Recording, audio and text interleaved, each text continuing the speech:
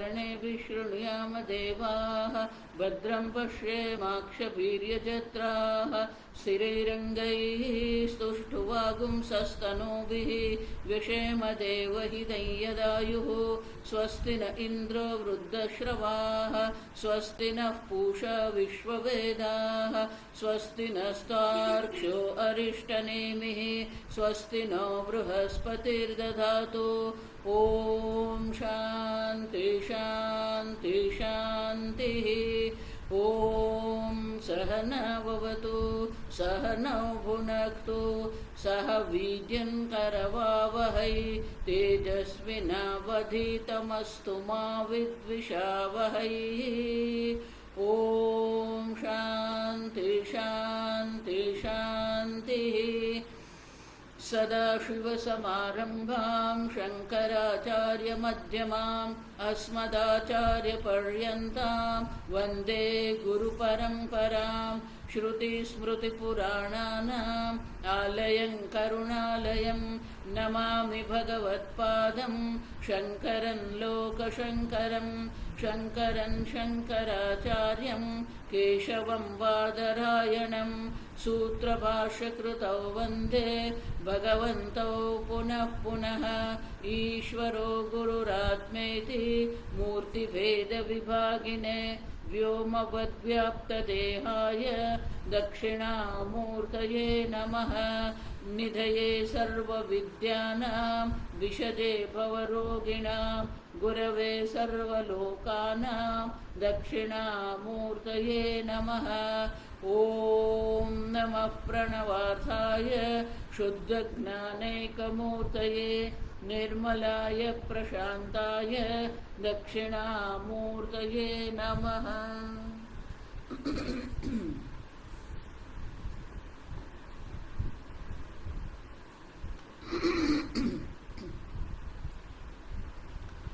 ॐ प्रज्ञानांशु प्रदाने स्थिरचरनिकरव्यापिभिर्व्याप्य लोकान् भुक्त्वा भोगान् सविष्टान् पुनरपि दिशणोद्भासितान् कामजन्यान् पीत्वा सर्वान् विशेषान् स्वपिति मधुरपुं मायया भोजयन्नः मायासङ्ख्यातुरीयं परममृतमजं ब्रह्म यत्तन्नतोऽस्मि यो विश्वात्मा विदिजविषयान् प्राश्यभोगान् सविष्टान् पश्चाच्चान्यान् स्वमतिविभवान् ज्योतिषा स्वेन सूक्ष्मान् सर्वानेतान् पुनरपि शनैः स्वात्मनि स्थापयित्वा हित्वा सर्वान् विशेषान् विगतगुणगणः पात्वसौ नः स्तुरीयः।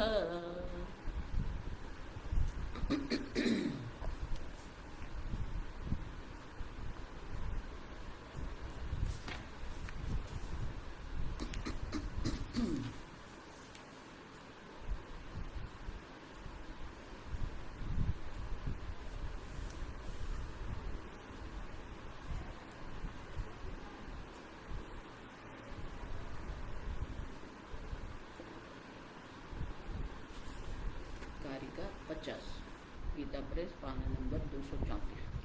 न निर्गता अलाताते न निर्गता अलाताते द्रव्यत्वाभावयोगतः द्रव्यत्वाभावयोगतः विज्ञानेऽपि तथैव स्युः विज्ञानेऽपि तथैव स्युः आभासस्य विशेषतः आभासस्य विशेषतः।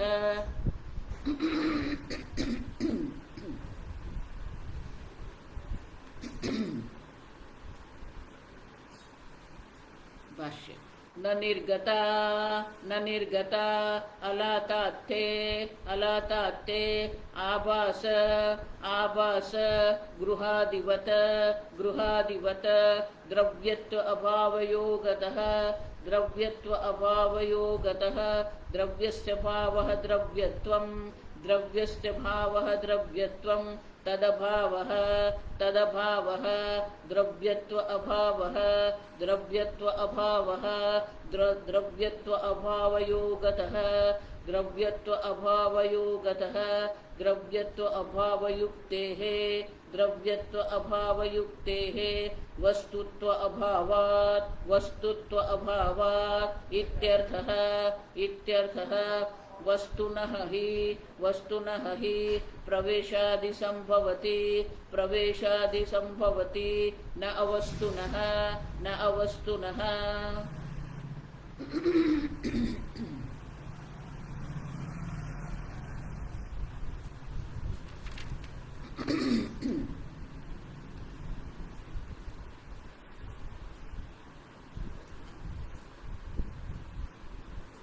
गौड़पादाचार्य जी आगे जो कहा है, न किंचित जायते कश्चित्, कुछ भी उत्पन्न नहीं हुआ है, किसी से भी नहीं, कुतश्चित है। तो क्यों उत्पन्न नहीं हुआ है? तो वह कहते हैं कि जिस प्रकार से अलात से जो रुजु वक्रादि जो आकार उत्पन्न होते हैं, अब देखिए अलात से ही आकार उत्पन्न होते हैं, अलात में ही वो शांत हो जाते हैं, लेकिन सही में क्या वो उत्पन्न हुए क्या? अब देखिए अलात से कुछ उत्पन्न हुआ ही नहीं है। अब देखिए क्यों? क्योंकि अगर उत्पन्न हुआ है ऐसा आप कहेंगे तो क्या होगा? अलातात थे निर्गताः द्रव्यत्व अभावयोगतः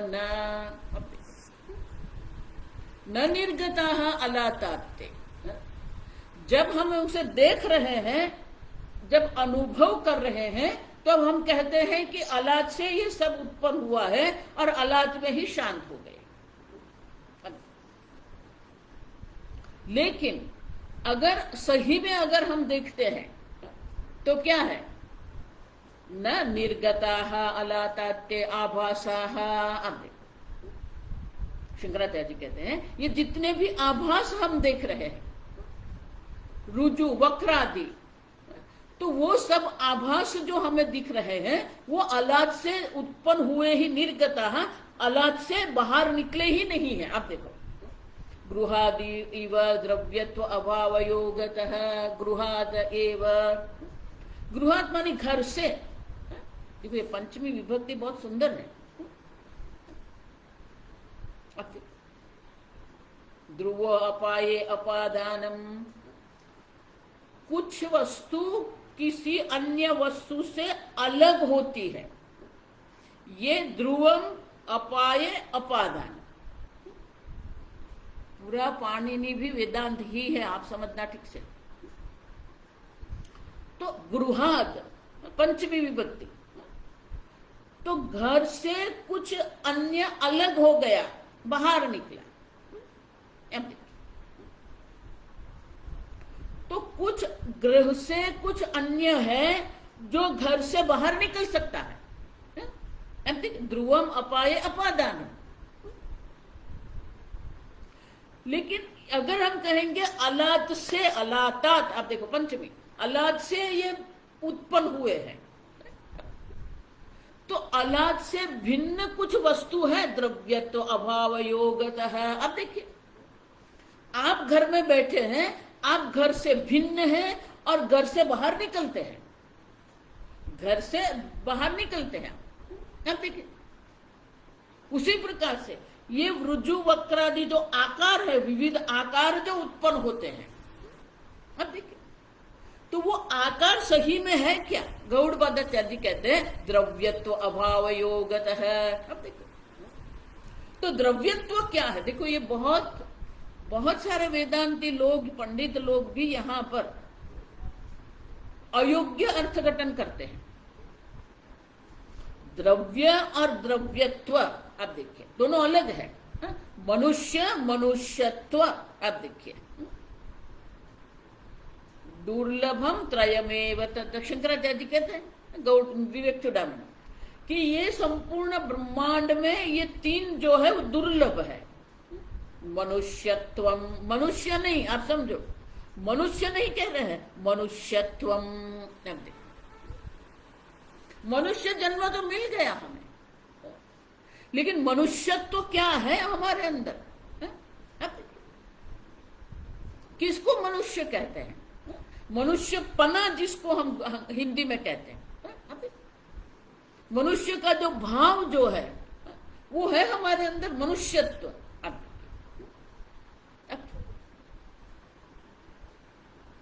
आहार निद्रा भय मैथुनाः मनराणाम पशुभिः समानाः।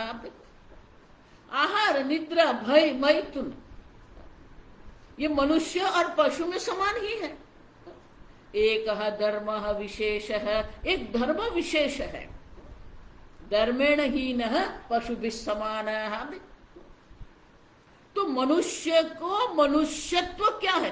धर्म जो है, धर्म आपको मनुष्यत्व प्रदान करता है। अब समझो ये ठीक से, आपको मनुष्य को मनुष्य बनाने वाला जो है वो धर्म है। अगर धर्म नहीं है तो ये देखो, इसलिए संस्कृत में श्लोक है, अगर धर्म नहीं जिसके जीवन में, मूल्य जिसके जीवन में नहीं है, नैतिकता जिसके जीवन में नहीं है, तो वो कौन है? बोले पूछ रहित दो पैर वाला पशु ही है वो। अब सब देह मात्र से कोई मनुष्य नहीं बन जाता, वो मनुष्यत्व होना चाहिए।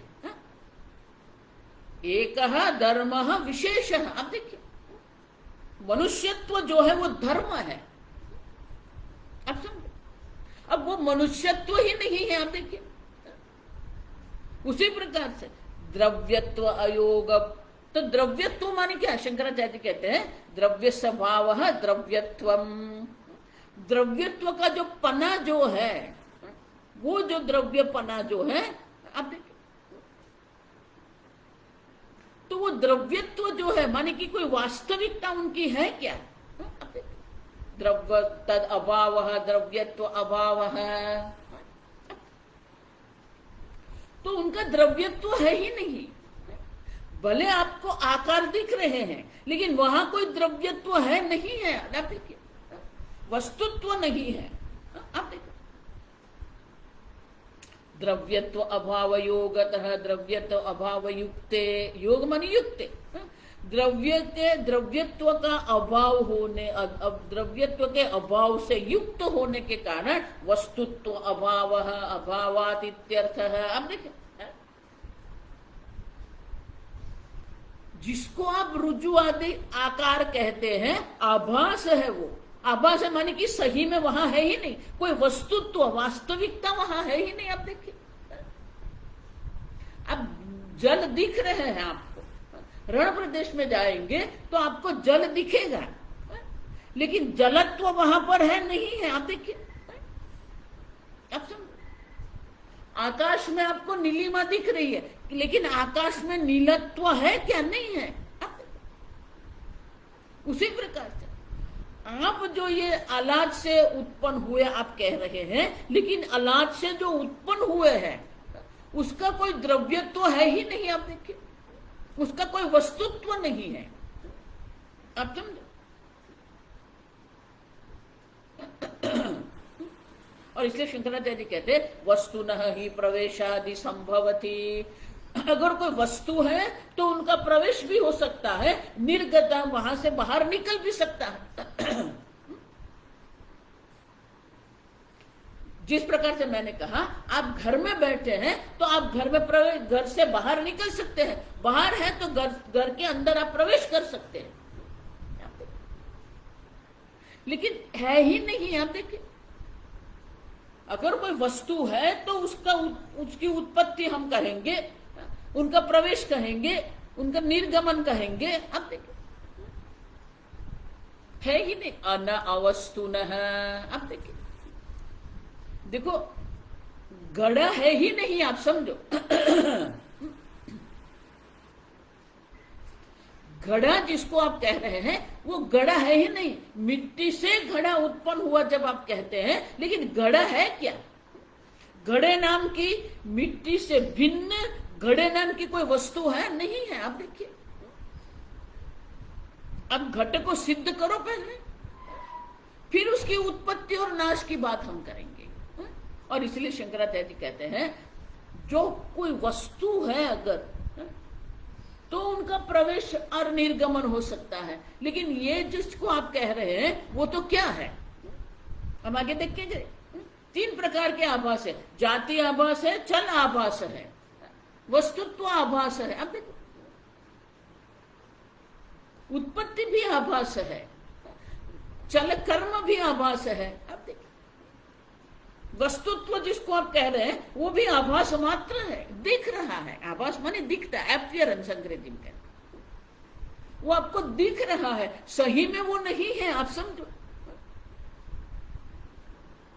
तो इस प्रकार से गौड़पाद जी दृष्टांत को लेके कहते हैं कि जिस प्रकार से अलात से कुछ रुजु वक्रादि आकार उत्पन्न हुए ही नहीं है, दिख रहे हैं।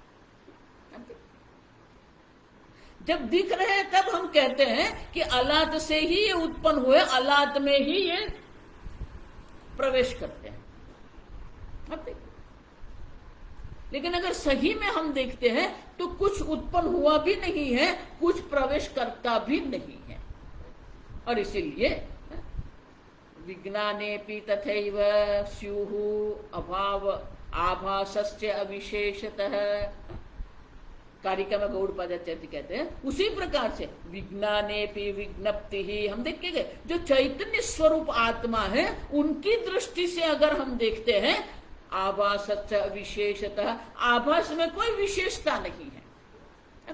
जिस प्रकार से अलात से अनेक प्रकार के आकार उत्पन्न हुए दिख रहे हैं, लेकिन सही में कोई आकार वहां है ही नहीं। उसी प्रकार से भाष्य विज्ञानेपि जाति आदि आभासः आभासाः तथैव स्युः आभासस्य अविशेषतः तुल्यत्वात् विज्ञानेपि, चैतन्य की दृष्टि से भी जाति आभास है, चल आभास है, वस्तु आभास जो है। अब देखिए, तथैव स्युः, ऐसे ही है, माने कि कोई जन्म है ही नहीं। अब देखिए, आप पहले जन्म सिद्ध करो। आप देखिए किसका जन्म हुआ, पहले जन्म है फिर कर्म, चलाभास है। जन्म ही नहीं है तो कहां से कर्म आए, कर्म नहीं है तो कहां से कर्म फल पाप पुण्य होंगे, और कर्म फल पाप पुण्य नहीं है तो कहां से जन्म मृत्यु होगी आपकी। और इसीलिए शंकराचार्य जी कहते हैं जाति आदि आभासाः, जाति आदि आभास भी है ही नहीं। अब समझो, अविशेषतः मानी तुल्य, जिस प्रकार से अलात से कुछ उत्पन्न नहीं हुआ है, अलात में कुछ प्रवेश नहीं कर रहा है, उसी प्रकार से एक अद्वितीय चैतन्य ब्रह्म स्वरूप जो चैतन्य है उससे कुछ उत्पन्न हुआ ही नहीं है, उसमें कुछ प्रवेश करता भी नहीं है। आप देखिए, क्योंकि उनका वस्तुत्व है ही नहीं। जिसको आप उत्पन्न करने की बात कर रहे हैं, पहले उनका वस्तुत्व तो सिद्ध करो, उनका वस्तुत्व सिद्ध होता ही नहीं है। आप देखिए, और इसीलिए कुछ उत्पन्न हुआ भी नहीं है, कुछ किसी का नाश भी नहीं होता, न उत्पत्ति न प्रलय है। अब देखिए, हम देखिए न बंध न मोक्ष है। अब देखिए, और इसीलिए उनका वस्तुत्व सिद्ध नहीं होता है, और इसलिए उनका जाति आदि आभास भी सिद्ध नहीं होता है। आगे की न निर्गतास्ते विज्ञानात् द्रव्यत्व अभावयोगतः कार्यकारणताभावात् यतो चिन्त्यः सदैव ते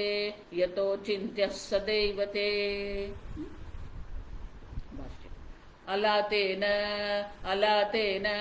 समानं सर्वं विज्ञानस्य सदा अचलत्वं तु विज्ञानस्य विशेषः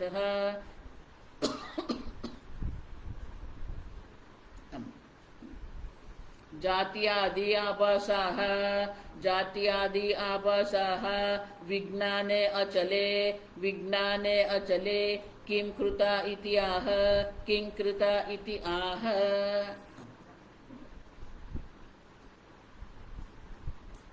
आगे कहा ना अविशेषतः तुल्यत्व, अविशेष मानी कोई विशेषता नहीं, समानता है। तो किस प्रकार से विशेषता नहीं है, अब देखो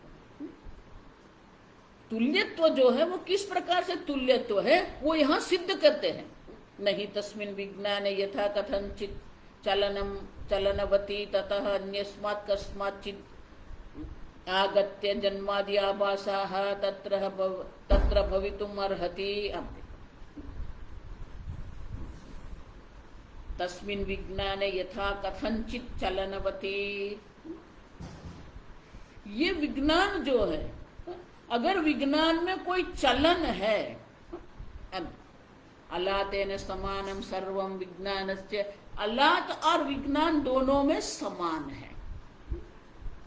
अलात एक बिंदु मात्र ही है, उनमें न तो कोई चलन है, न कोई आकार है, न कोई उत्पत्ति है, न कोई संहार है। आप देखिए उसी प्रकार से विज्ञान में भी क्या है, सदा अचलत्वम विज्ञानस्य विशेष है। आप देखिए विज्ञान जो है अचल, अब कोई चलन नहीं है, अचलोयम सनातनः। अब देखो तो चलन ही नहीं है। अब जब चलन नहीं है तो किस प्रकार से कुछ उत्पन्न होगा। आप देखिए जात्यादि आभासा विज्ञाने अचले किंकृता इत्याह। आप देखो किस प्रकार से हो सकता है, कोई चलन, कोई विकार, कोई परिवर्तन होना चाहिए। लेकिन विज्ञान में कोई चलन भी नहीं है, कोई परिवर्तन नहीं है, कोई विकार नहीं है, तो कैसे उत्पन्न होगा। आप समझो। और इसीलिए जिस प्रकार से अलाद से रुजु वक्र आदि आकार जो है, आभास जो है, वो मिथ्या है ही नहीं। उसी प्रकार से जाति आदि आभासा विज्ञान चले किंकृता हा इत्याह। किंकृता किस प्रकार से उत्पन्न होंगे। आप देखो उत्पन्न हुए ही नहीं है। आप समझो। और अगर वो उत्पन्न ही हुए हैं, आप देखिए, तो अगर उत्पन्न ही हुए तो क्या है, तो अभी तुम उत्सहन्ते प्रतीति अभावस्य तुल्यत्वात् नापि तदेव विज्ञानम प्रविशति। अब देखो उनके विज्ञान से उनकी उत्पत्ति नहीं हुई है और विज्ञान में उनका प्रवेश भी नहीं है। आप समझो, विज्ञान से, चैतन्य से, ये ब्रह्म से जगत उत्पन्न हुआ है, ब्रह्म में ही जगत का लय हो जाता है, ये जो हम कहते हैं वो भी संभव नहीं है। अब और इसीलिए तस्य केवलस्य तदुपादानत्व अनुपगमात्, ब्रह्म में ये जगत का उपादान करने की कोई योग्यता ही नहीं है। आप समझो। भले जब हम जगत देख रहे हैं तो हम ही कहते हैं। अब देखो जन्माद्यस्य यतः यथा तो ब्रह्म जिज्ञासा जन्माद्यस्य यतः, ब्रह्म जो है, अब देखिए, अथा तो ब्रह्म जिज्ञासा, ब्रह्म को जानने की इच्छा, शंकराचार्य जी कहते हैं कर्तव्या इति। ये हमारा मनुष्य जीवन का कर्तव्य है कि ब्रह्म को जानने की इच्छा हम करें। और क्यों? क्योंकि वो ब्रह्म क्या है, जन्माद्यस्य यतः यतो वा इमानि भूतानि जायन्ते येन जातानि जीवन्ति यत् पर्यन्तम् अभिशं विशन्ति तद् ब्रह्म तद् विजिज्ञासस्व। आप तो श्रुति माता भी कहती है ब्रह्म से ये सब उत्पन्न हुआ है, ब्रह्म से ही ये सब की स्थिति है, ब्रह्म में ही सब लीन हो जाता है। वो ब्रह्म जो है वो जिसको जानने की इच्छा करनी चाहिए, विजिज्ञासस्व।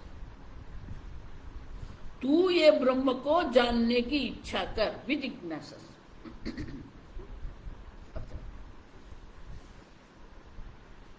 तो क्या सही में ये सब उत्पन्न हुआ है क्या? श्रुति माता भी कह रही है।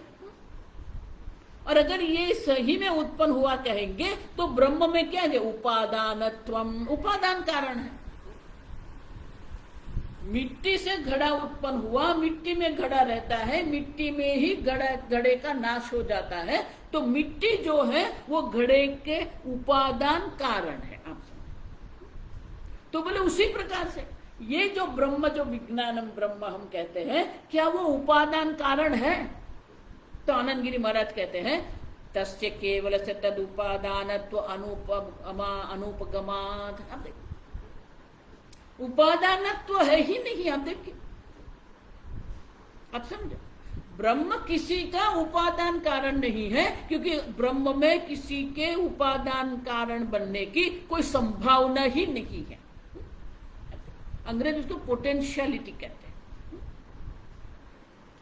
मिट्टी में घड़े बनने की संभावना है, जल में, आकाश में, वायु में, अग्नि में घड़े बनने की संभावना नहीं है। आप समझो ठीक से। मिट्टी माने की पृथ्वी, वो धातु भी हो सकते हैं। तो क्या ब्रह्म में ये जगत बनने की संभावना है? नहीं, वो भी नहीं है। मिट्टी की दृष्टि से तो घड़े बनने की संभावना है वहां पर, ये संभावना भी नहीं है। अब समझो, अब जब घड़े में उपादानत्व ही नहीं है, जगत बनने की सामग्री ब्रह्म में नहीं है। आप समझो, क्योंकि ब्रह्म जो है वो सर्वव्यापी है, निराकार है, निर्गुण है। और जिस जगत को आप देख रहे हैं वो क्या है? साकार है, सगुण है। अब देखिए, तो ब्रह्म निर्गुण निराकार है, सर्वव्यापी है, और ये जगत सगुण साकार है, अल्प है। दोनों में कोई संबंध ही नहीं है। आप देखिए, आप समझो, इसीलिए ब्रह्म में ये जगत बनने की कोई संभावना है ही नहीं। आप समझो, देखो, अब ब्रह्म से उन जगत उत्पन्न होने की संभावना ही नहीं है, तो ब्रह्म में जगत प्रवेश करेगा, वो भी कैसे आप कह सकते हो? नचते विज्ञाने प्रवेष्टुम समर्थः ततः निर्गतुम वा पारयन्ति। आप देखो, तेषाम अवस्थित्वादि, आप देखो, वो है ही नहीं। आप देखो,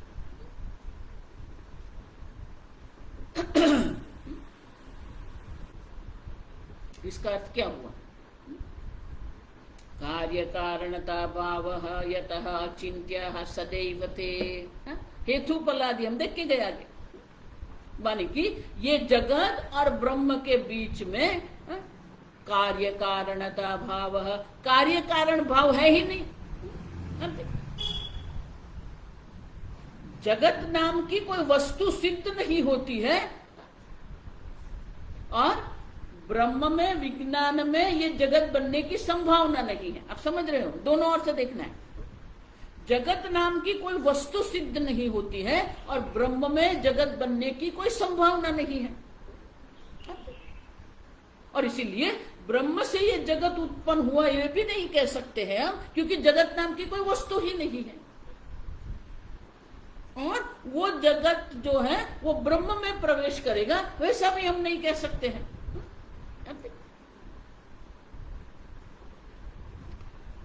और इसीलिए आगे बस कार्य कारणता भावात्, कार्य कारणता भावात् जन्य जनकत्व अनुपपत्तेः, अनुपपत्तेः अभाव रूपत्वात् अचिन्त्याः ते यतः सदैव।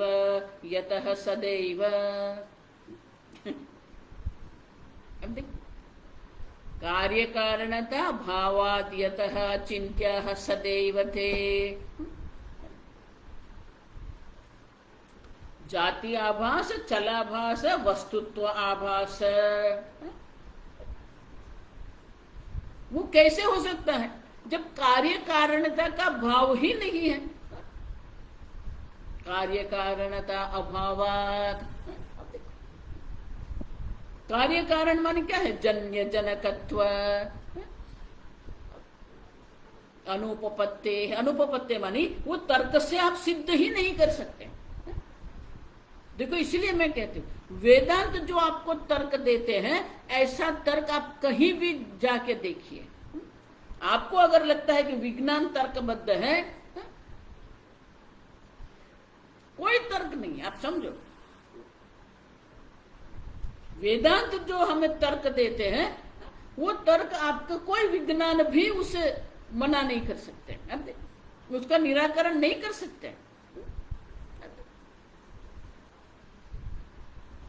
आप जो चैतन्य स्वरूप आत्मा है उनका अभाव की कोई संभावना ही नहीं है, आप देखिए। और वो चैतन्य जो आत्मा है उसमें उपादान कारण बनने की भी कोई संभावना नहीं है। और इसीलिए कार्य कारण भाव जिसको कहते हैं वो कार्य कारणता का अभाव है, आप देखिए। क्योंकि ब्रह्म में कारणता सिद्ध नहीं होती है, कारणत्व। जिस प्रकार से ये जगत की द्रव्यत्व सिद्ध नहीं होता है उसी प्रकार से ब्रह्म में कारणत्व सिद्ध नहीं होता है। ब्रह्म में कोई कारणपना नहीं है, कोई कारण का भाव नहीं है, क्योंकि उनके पास कोई सामग्री ही नहीं है। अचल है, आप देखो। नित्य सर्वगत स्थाणु अचलो यम सनातन है, आप देखो वो नित्य है, सर्वगत है, स्थाणु अचल है। आप देखो भगवान ये सब शब्द का प्रयोग करते हैं गीता में। ये जो चैतन्य स्वरूप आत्मा जो है वो क्या है? नित्य सर्वगत स्थाणु अचलो यम सनातन है। अब देखिए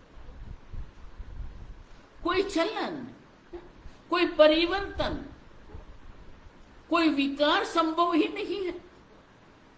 अब जब चलन नहीं है, विकार नहीं है, परिवर्तन नहीं है, तो ये जगत कैसे बनेगा? देखो इसलिए मिट्टी घड़े का जो दृष्टांत देते उसकी भी अपनी मर्यादा है। मिट्टी पहले पिंडाकार थी, अब वो घटाकार बन सकती है, आप देखिए। अब समझो, मिट्टी में पिंडाकार से घटाकार बनने जितना तो परिवर्तन है, लेकिन आत्मा तो क्या है? सर्वव्यापी है, सर्वगत है, सर्वगत है, निराकार है, निर्गुण है। अब समुद्र में भी जब हम तरंग कहते हैं, अब तो ब्रह्म जो है उसमें तो कोई तरंग भी नहीं है, आप देखिए। अब समझो, अनुपपत्ते है अभाव रूपत्वाद। अनुपपत्ते है, अनुपपत्ति मानी किसी भी तर्क से आप ये जाति चल वस्तु का आभास की संभावना नहीं सिद्ध कर सकते हैं। और इसीलिए अचिंत्या हाते, अचिंत्य है। अचिंत्य माने कि अनिर्वचनीय है। और वो अनिर्वचनीय क्या है? सदैव सदाएव ते अचिंत्या, सदा सर्वदा वो अचिंत्य है, अनिर्वचनीय है। अनिर्वचनीय किसको कहते हैं? ये ऐसा ही है, ऐसा अगर हम सिद्ध करते हैं उसे निर्वचन कहते हैं। निर्वचन मानी निश्चय पूर्वक किसी के स्वरूप को सिद्ध करना, उसे निर्वचन कहते हैं। ये ऐसा है, आप देखो। लेकिन ये जगत को आप सिद्ध कर सकते हैं? न तथा एव उपलभ्यते, न रूपमस्य तथा एव उपलभ्यते। 15वें अध्याय में भगवान क्या कहते हैं? ये जगत ऐसा ही है, आप सिद्ध कर सकते हो? नहीं। आप देखिए, किसी वस्तु का आप निश्चित रूप से वचनम मानी व्याख्या कर सकते हो? नहीं कर सकते हो आप। सूर्य किसको कहेंगे? पुष्प किसको कहेंगे? पुस्तक किसको कहेंगे? ये ऐसा ही ऐसा कह सकते नहीं, कह सकते। अब देखिए, पुष्प जिसको कहते हैं वाचारम वणम विकारो नामधेय, आपके जिह्वा पर घट शब्द है, आपकी जिह्वा पर पुष्प शब्द है। आप देखिए, लेकिन बाहर अगर आप देखते हैं तो आपको पुष्प नहीं मिलेगा। पुष्प नाम की द्रव्यत्व जिसको कहते हैं, पुष्प नाम की कोई वस्तु नहीं है। आप देखिए, क्यों? वो तो संघात है, हम देख के गए। अनेक अंग उपांग की एक विशेष व्यवस्था जो है, रचना है, जिसे हम पुष्प कहते हैं। तो अनेक अंग उपांग का एक विशेष प्रकार की जो रचना है, स्वामी जी बहुत सुंदर कहते हैं, संघात की जो व्याख्या वो क्या है? Intelligently put together to serve a purpose. बुद्धिपूर्वक की रचना है, इंटेलिजेंटली पुट टुगेदर, और उनका एक प्रयोजन भी है। लेकिन किसी का प्रयोजन है और बुद्धिपूर्वक की रचना है, मानी वो सत्य सिद्ध होगा? नहीं, उसका वस्तुत्व नहीं सिद्ध होता है। आप पहले कहते हो ये गुलाब है, पहले हम बताओ गुलाब क्या है? जो दल है, पंखुड़ी, उसको आप कहेंगे ये गुलाब है? नहीं। पुकेसर अंदर है, उसको कहेंगे? नहीं। उसका जो वज्र है वो नहीं। आप देखिए, प्रत्येक स्तर पर आप देखेंगे वो संघात सिद्ध होता है।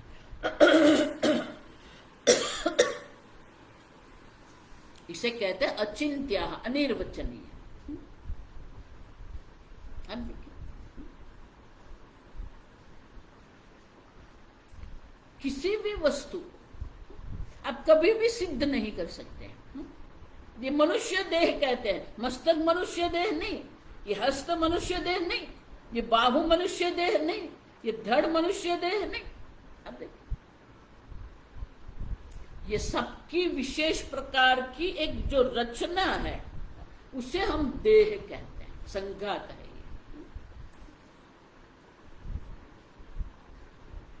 आप समझ? आगे हम देखें, वस्त्र कहते हो वो तंतु है, तंतु जिसको कहते हैं वो कण मात्र है, वो कण जो है वो अणु परमाणु है। अब देखिए,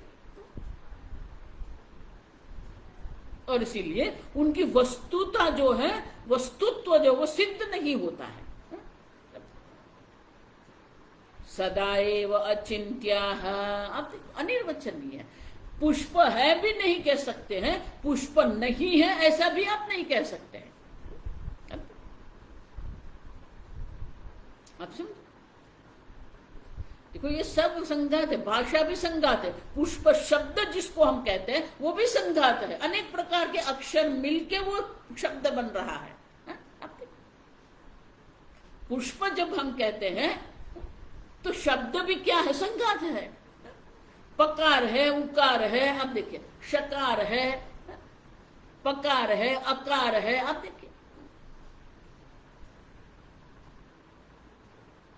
तो ये सब जो अक्षर जो है, वर्ण जो है, वो मिलकर फिर ये शब्द बनाते हैं। अच्छा, पू अक्षर है, पू अक्षर में दो वर्ण है, पकार है और उकार है।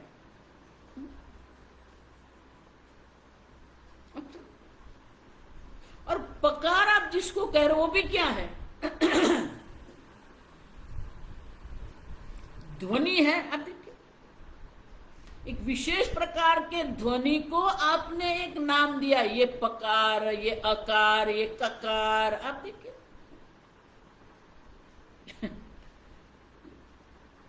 भाषा भी संघात है, अनिर्वचनीय है। और इसीलिए सदाएव, ये संपूर्ण विश्व जिसको हम कहते हैं, जो ब्रह्म से उत्पन्न हुआ हम कहते हैं, वो अनिर्वचनीय है। उसकी कोई वस्तुता सिद्ध होती ही नहीं है। पुष्प नाम की वस्तु सिद्ध नहीं होती है, फिर किस पुष्प की उत्पत्ति की बात करते हो, किस पुष्प के प्रवेश की बात आप कर रहे हो। और इसीलिए अनिर्वचनीय है, अचिंत्य है, माने कि वो अनिर्वचनीय है। शंकराचार्य जी स्वयं दर्शाते हैं, यथा असत यथा असत्सु रुज्जुआदि आभासेषु रुज्जुआदि बुद्धिः द्रष्टा अलात मात्रे तथा असत्सु एव जात्यादिषु विज्ञान मात्रे जात्यादि बुद्धिः मृषा एव इति समुदायार्थः।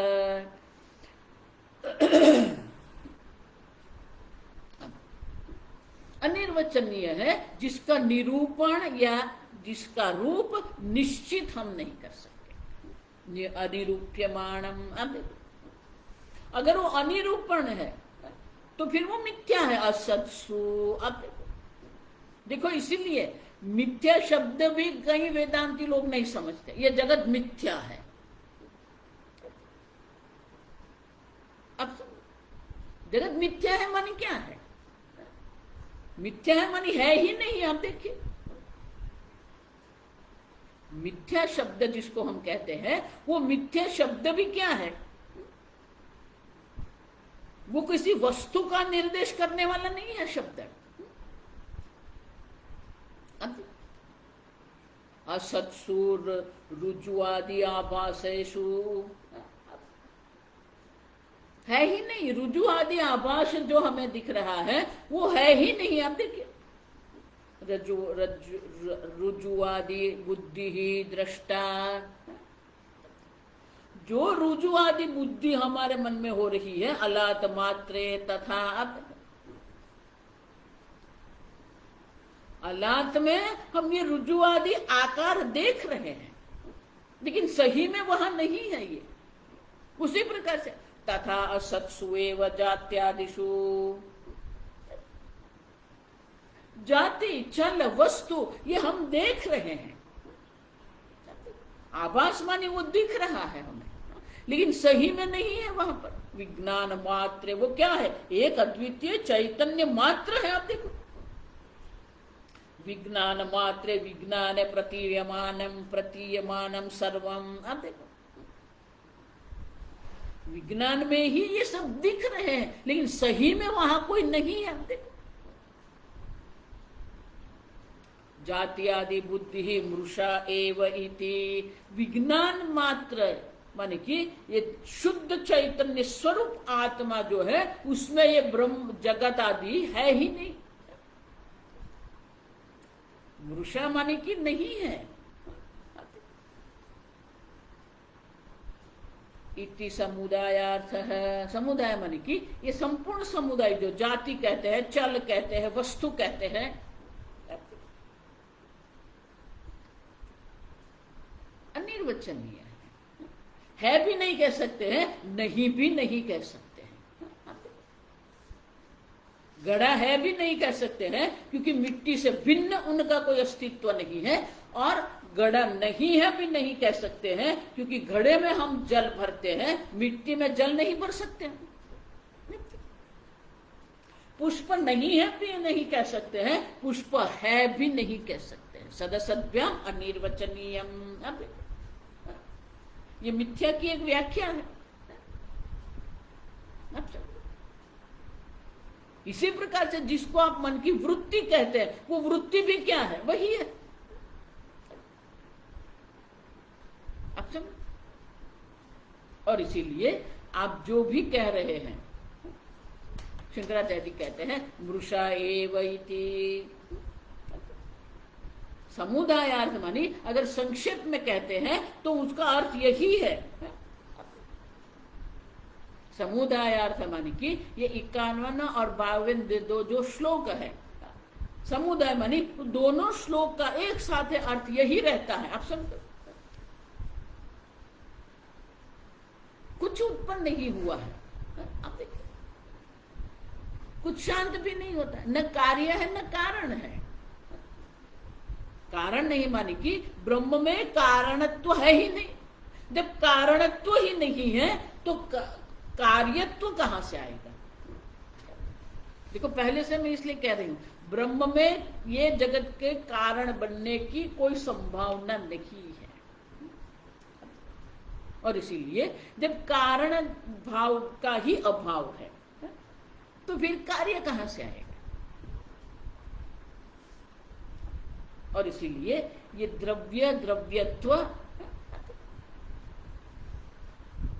घट घटत्व, अब देखो, तो उसी को आगे कहते हैं यदुक्तम कार्य कारणता अभावादिति तदिदानीम उपपादितुम उपक्रमते। जो आगे कहा गया है उसी को यहां आगे विस्तृत करते हैं। कार्य कारणत्व जो है ना, द्रव्यता जिसको हम कहते हैं, वस्तुत्व जिसको कहते हैं, तो उनकी कोई द्रव्यता नहीं है। अब देखो, ये द्रव्यता अन्य प्रकार से भी हम देख सकते हैं। अब समझो, आप कहते हो घड़ा है, आप देखिए, तो अगर घड़े का घड़ापन है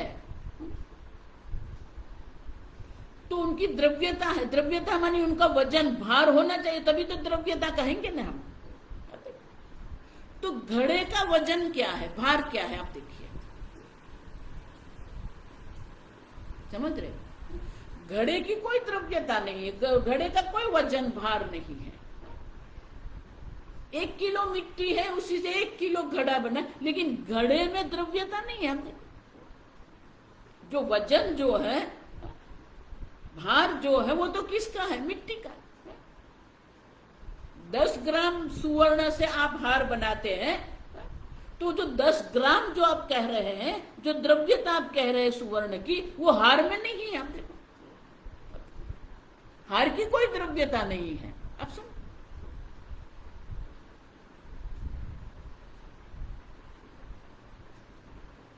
और इसीलिए द्रव्य भी नहीं है, द्रव्यत्व भी नहीं है। समझ रहे हो? हार भी नहीं है, हारपना भी नहीं है। और उसी को समझाने के लिए ये कारिका है।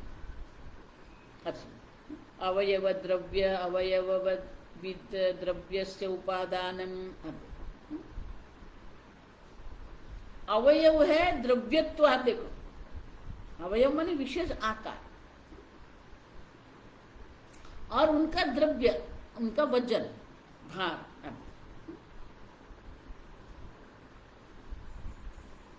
तो वो जो अवयव जिसको आप कहते, अवयव गुणाः च अवयव विगुणेषु,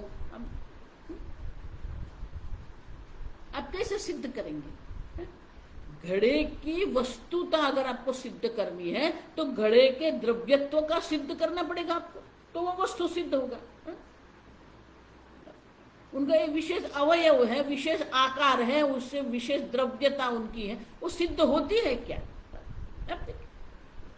नहीं सिद्ध होती। वही ये आगे की कारिका में कारिका, द्रव्यम द्रव्यस्य हेतु स्यात्, द्रव्यम द्रव्यस्य हेतु स्यात्, अन्यत् अन्यस्य चैव हि, अन्य अन्यस्य चैव हि, द्रव्यत्वम् अन्य भावो वा, द्रव्यत्व अन्य भावो वा, धर्माणां नोपपद्यते, धर्माणां नोपपद्यते। द्रव्यम द्रव्यस्य हेतुः, भाष्य, अजम एकम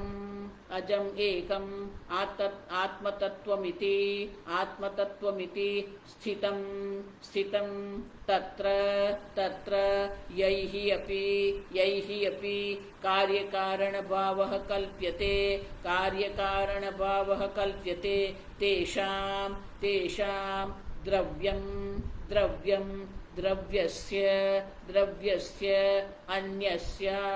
अन्यस्य अन्यहेतुः कारणं स्यात्, कारणं स्यात् न तु तस्य एव तत्, न तु तस्य एव तत्।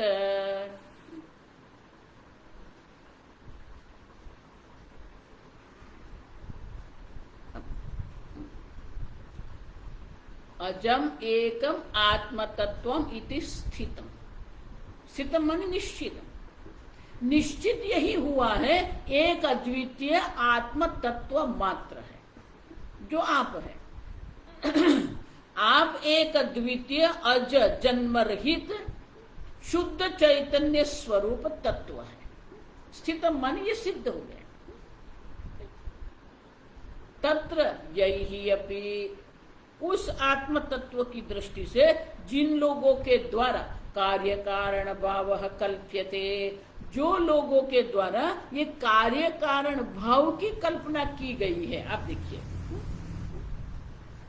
उन यही जिन लोगों के द्वारा ये कार्य कारण भाव की कल्पना की गई है, उन लोगों के लिए तेषां द्रव्यम द्रव्यस्य अन्यस्य अन्य हेतु हो। अब देखो, एक द्रव्य दूसरे द्रव्य का हेतु है। अब देखो, स्यात्,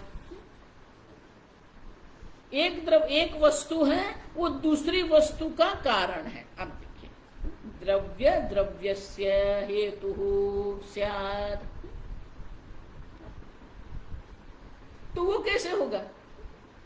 एक द्रव्य है मिट्टी उनकी दृष्टि से, दूसरा द्रव्य है घट। तो ये मिट्टी नाम का द्रव्य जो है वो घट नाम के द्रव्य का कारण है। द्रव्यम द्रव्यस्य कारणम। अब देखिए, हेतु, तो वो कैसे होगा? द्रव्यम द्रव्यस्य अन्यस्य अन्य हेतु कारणम स्यात्। एक द्रव्य दूसरे द्रव्य के लिए कारण है, ये उनका सिद्धांत है। आप समझो। तो बोलो वो कैसे संभव होगा? अब देखिए,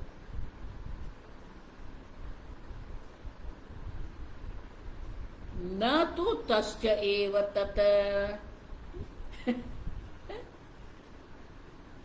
देखो, ये सब तर्कबद्ध है, हमें ये तर्क समझना है, क्योंकि ये जगत की द्रव्यता सिद्ध होती ही नहीं है। आप पहले जगत की द्रव्यता सिद्ध करो, फिर हम कहेंगे एक द्रव्य से दूसरे द्रव्य की उत्पत्ति हुई है।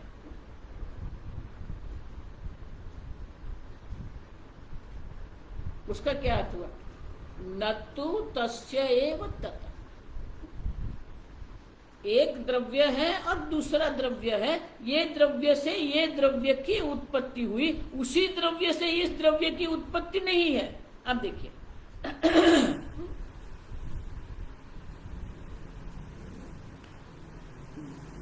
मिट्टी से घड़े की उत्पत्ति कहते हैं, तो मिट्टी कारण है और घड़ा कार्य है।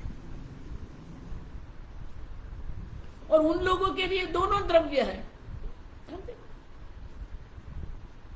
लेकिन वो कैसे संभव है? कारणम न स्यात्। अब देखो, मिट्टी जो है वो घड़े नाम के द्रव्य का कारण नहीं हो सकता है, क्योंकि घड़े नाम का द्रव्य है ही नहीं। आप देखो, न तस्यैव तत्। जब घड़े द्रव्य सिद्ध नहीं होता है तो मिट्टी द्रव्य में कारण कहां से आप लाएंगे? अब देखिए, क्योंकि वही द्रव्य का कारण वही द्रव्य नहीं हो सकता है। मिट्टी मिट्टी का कारण तो नहीं हो सकती है, लेकिन मिट्टी द्रव्य जो है वो घट द्रव्य के लिए कारण आप कह रहे हैं, वो भी संभव नहीं है। एक द्रव्य दूसरे द्रव्य का कारण कैसे हो सकता है? क्योंकि जब आप कहते हैं द्रव्य मानी वो है, आप देखिए, समझ रहे? घड़ा नाम का द्रव्य है ही, तो फिर वो मिट्टी उनका कारण कैसे होगा? मिट्टी उसका कारण नहीं बन सकती, क्योंकि वो घट नाम का द्रव्य है ही नहीं है। उसके लिए कुछ कारण है, कुछ उत्पत्ति होती है। पहले से ही वो कह रहे हैं कि एक द्रव्य है मिट्टी, दूसरा द्रव्य है घट। अब देखिए, आप समझ रहे, दोनों ओर से फंस जाते हैं।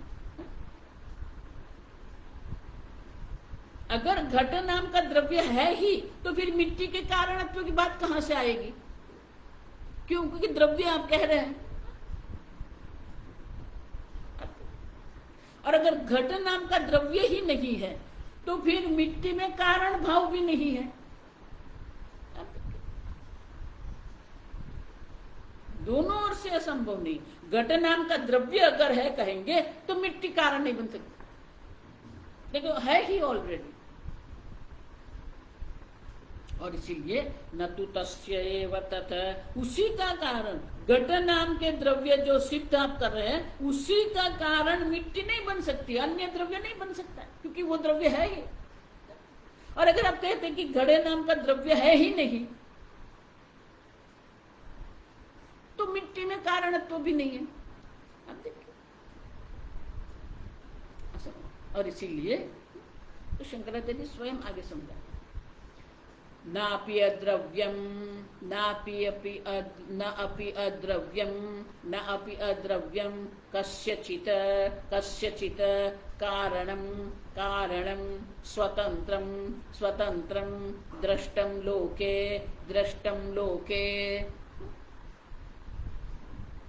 एक द्रव्य दूसरे द्रव्य का कारण नहीं बन सकता है। अब उतना ही नहीं, न अद्रव्यम कस्यचित् कारणं स्वतंत्रं दृष्टं लोके, जो वस्तु है ही नहीं द्रव्य वो किसी का कारण कैसे बन सकता है? न दृष्टि लोक में हम देखते हैं कि जो वस्तु है ही नहीं वो किसी और के लिए कारण कैसे बनेगा? आकाश पुष्प ही नहीं है, फिर आकाश पुष्प का मुकुट बनाया। आप देखो कैसे पुष्पकृत शेखर है। अब देखो आकाश पुष्प ही नहीं है तो आकाश पुष्प से अब किरीट कैसे बनाएंगे? नहीं बनेगा। तो बोले द्रव्यत्व न च द्रव्यत्वं धर्माणाम आत्मनाम उपपद्यते अन्यत्वं वा कुतश्चित् येन अन्यस्य कारणत्वं कार्यत्वं वा प्रतिपद्यते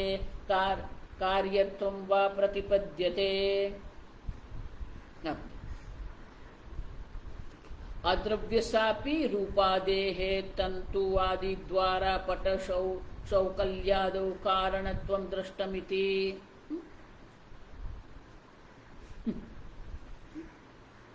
अद्रव्यस्य जो है ही नहीं, आप देखिए उनका कोई कारण संभव नहीं है। लेकिन न च द्रव्यत्वं धर्माणाम आत्मनाम, आत्मा जिसको हम कहते हैं जो वस्तु है, आप देखो उनका अन्यत्व जो कुतश्चित है, अन्य के लिए वो कारण कैसे बनेगा? क्योंकि आत्मा में द्रव्यत्व नहीं है। आप देखो धर्माणाम द्रव्यत्व अन्य भाववा धर्माणाम न उपपद्यते कारिका।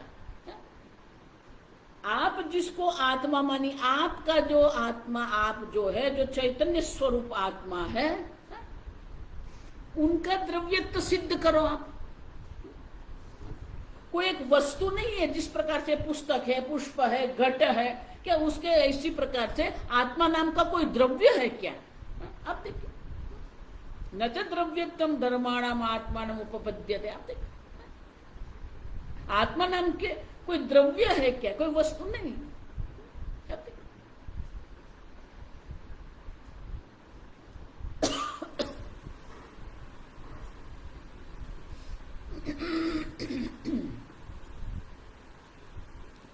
क्यों? निर्गुणत्वात्। आत्मा स्वयं क्या है?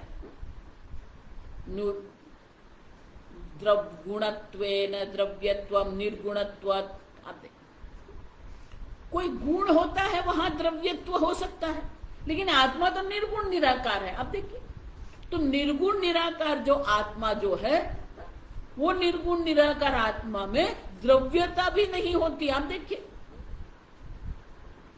द्रव्यता आप कहेंगे फिर कार्य कारणता लाएंगे हम।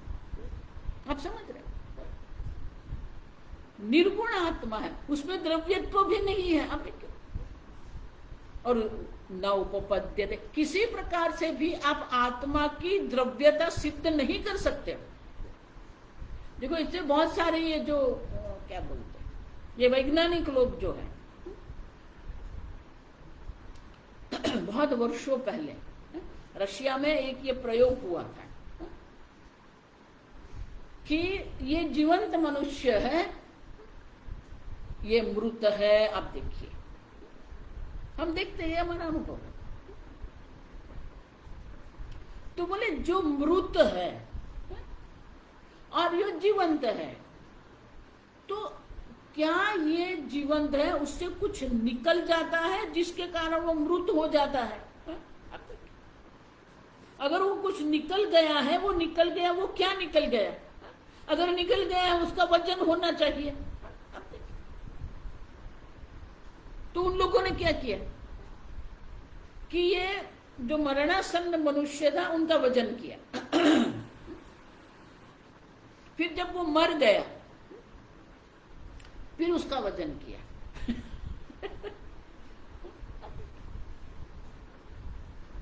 द्रव्यत्व न उपपद्य, आत्मा का भी कोई द्रव्यत्व है ही नहीं। आप देखिए, अद्रव्यत्व, जहां कोई आकार है, गुण है, तो द्रव्यत्व होगा, लेकिन आत्मा में कोई द्रव्यत्व ही नहीं। अब देखो, अद्रव्यत्वम अन्य भावो वा धर्माणाम न उपपद्यते, आत्मा में कोई द्रव्यता भी नहीं है। अन्य भाव अन्यत्वम वा कुतश्चित् येन अन्यस्य कारणत्वम कार्यत्वम वा प्रतिपद्यते। अब अन्य भाव, अब देखो, और अन्यत्व भी नहीं है। कुतश्चित् अन्यत्वम सर्वस्य सन्मात्रत्व एक, अब देखो, सन्मात्रत्वेन एक रूपत्व प्रतिभानात्। शंकराचार्य यहाँ कोई विस्तार नहीं करें, वो समझते हैं कि आगे सब कह के गए, वो सब आपको याद है।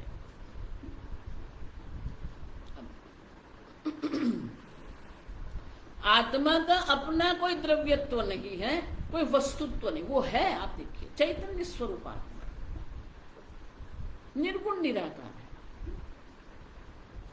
उतना ही नहीं, अन्यत् भाव, आत्मा अन्य भाव, अन्य सिद्ध नहीं होता है। आप देखिए, क्यों? आनंद गिरी महाराज कहते हैं, अन्योन्याश्रत्वम न च तत्र कुतश्चित् अन्यत्वम सर्वस्य सन्मात्रत्वेन एक रूपत्वात्। आप देखिए, आत्मा सदा सर्वदा सत्स्वरूप है, सतः अभाव न विद्यते। संपूर्ण जगत में सतरूप से वो आत्मा है, अन्य तो है ही नहीं। आप देखिए, आप जब कहते हैं पुस्तक है, आप देखिए, तो है पन्ना जो पुस्तक का है, वो पुस्तक का नहीं है, वो आत्मा है। आप देखिए, सन्मात्र है वो। शंकराचार्य भाष्य में कहते हैं, घटसन पटसन हस्ति सन। अब देखिए, सर्वत्र जो सन जो है, सत जो है, वो तो सर्वत्र है, अन्य है ही नहीं। हम देखिए, न अन्यत्वोपपद्यते, आत्मा से भिन्न कुछ वस्तु आप सिद्ध करके दर्शाए, नहीं सिद्ध होता है। देखिए, बहुत सूक्ष्म बात है। हमारे ऋषि मुनियों ने जो चिंतन किया है ना, अत्यंत सूक्ष्म चिंतन है।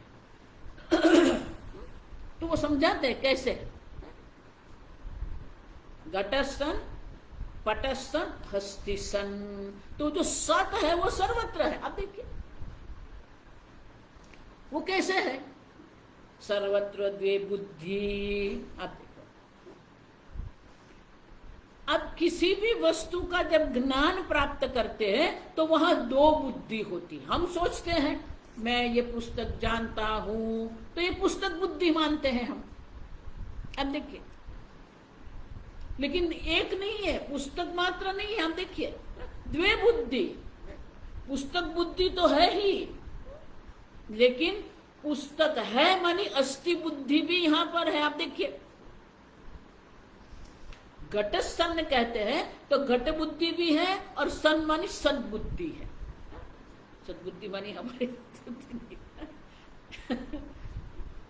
सद मानी अस्तित्व, पुस्तक और पुस्तक का अस्तित्व। आप देखिए, पटस्थन, पट बुद्धि भी है, सन बुद्धि भी है।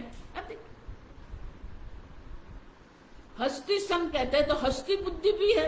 आप देखिए, और उसके अस्तित्व की बुद्धि भी है, सन बुद्धि भी है। आप देखिए, तो आत्मा तो सत्स्वरूप सर्व से भिन्न है ही नहीं, अभिन्न है। आप देखिए, सन्मात्रत्वेन एक रूपत्व। आप देखिए, संपूर्ण जगत को सत्ता प्रदान करता है, किसी से भी अन्य आत्मा सिद्ध नहीं होता है। तो दो बुद्धि है, एक पुस्तक बुद्धि है और दूसरी सन बुद्धि है।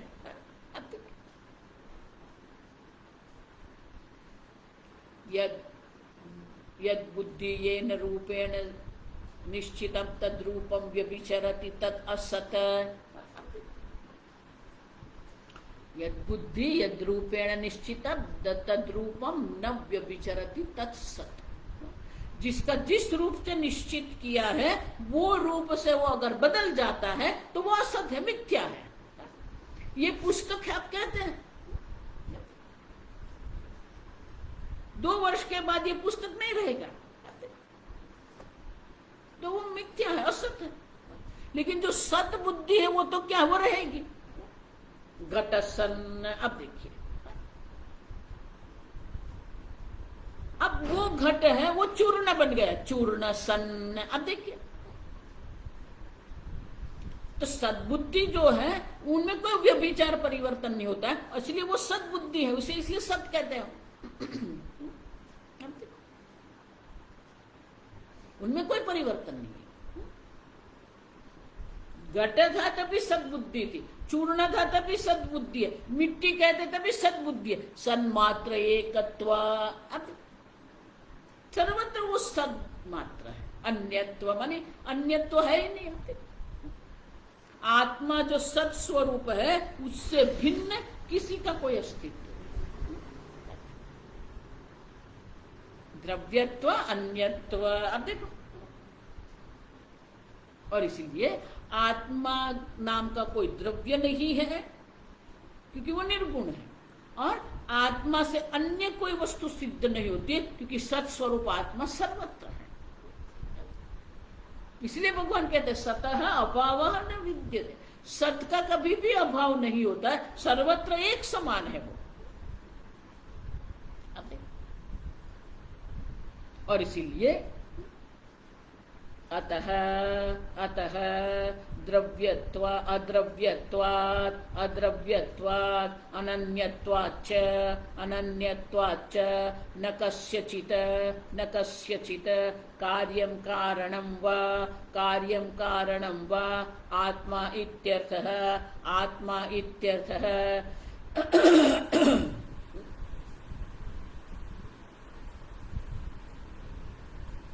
अतः अद्रव्यत्व अनन्यत्वात्। आत्मा कोई नाम का कोई द्रव्य नहीं है और आत्मा किसी से भी भिन्न नहीं है, और उसके कारण न कस्यचित् कार्यम कारणम व आत्मा इत्यर्थः। आत्मा न किसी का कार्य है, आत्मा न किसी का कारण है। आत्मा में कार्य कारण भाव का अभाव है, आप समझो, क्योंकि उनमें द्रव्यता भी नहीं है, अनन्यत्व भी नहीं है। अन्यत्व भी नहीं है, अनन्य है। सद रूप से सर्वत्र है वो। पृथ्वी सन्न, सूर्य सन्न, ब्रह्मांड सन, वो सत स्वरूप सर्वत्र है, सर्वव्यापी, नित्य सर्वगतः स्थाणु। आप देखिए, वो नित्य भी है, सर्वगत है, सर्वत्र सद्रूप से है। और इसीलिए आत्मा न किसी का कारण है, आत्मा न किसी का कार्य बन सकता है। आत्मा में कार्य कारण भाव भी नहीं है, द्रव्यत्व नहीं है, एक अद्वितीय आत्म तत्व मात्र है। ब्रह्म एव इदगुम सर्वम, जो है वो ब्रह्म स्वरूप आत्मा मात्र है। आगे हम कल देखें। ओम असतो मा सद्गमय तमसो मा ज्योतिर्गमय मृत्योर्मा अमृतंगमय। ओम पूर्णमदः पूर्णमिदं पूर्णात् पूर्णमुदच्यते पूर्णस्य पूर्णमादाय पूर्णमेवावशिष्यते। ओम शांति शांति शांति। हरिः ओम। श्री गुरुभ्यो नमः। हरिः ओम।